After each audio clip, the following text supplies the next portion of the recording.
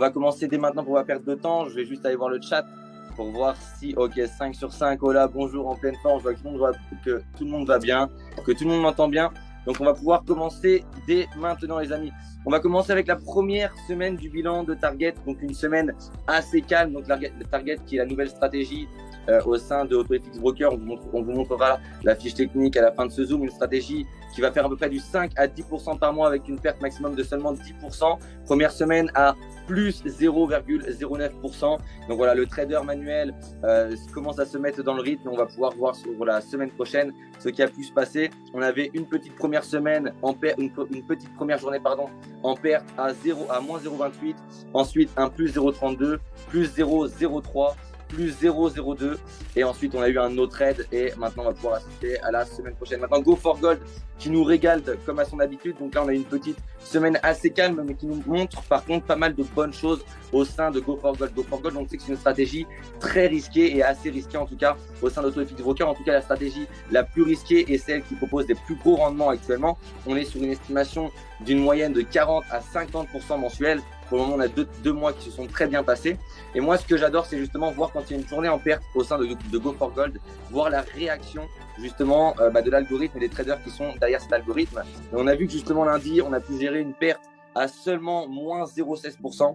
Mardi, une perte encore également. Je crois que c'est la première fois que Go for Gold justement fait 2 pertes consécutives sur 2 jours consécutifs. On a eu une perte à seulement moins 1,13%.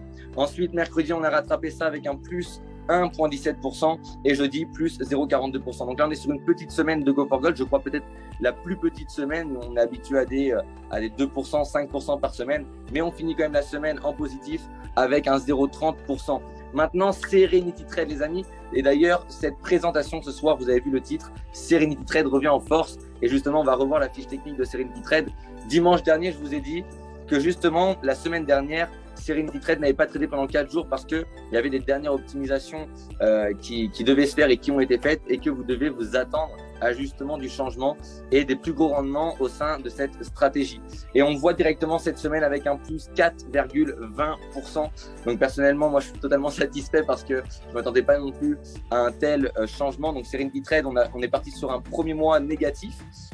Cette stratégie a ouvert au mois d'août. On a fait un premier mois négatif à seulement moins 0,60% il me semble. Donc voilà la optimisation directement la première semaine de ce mois de septembre, 4,20%.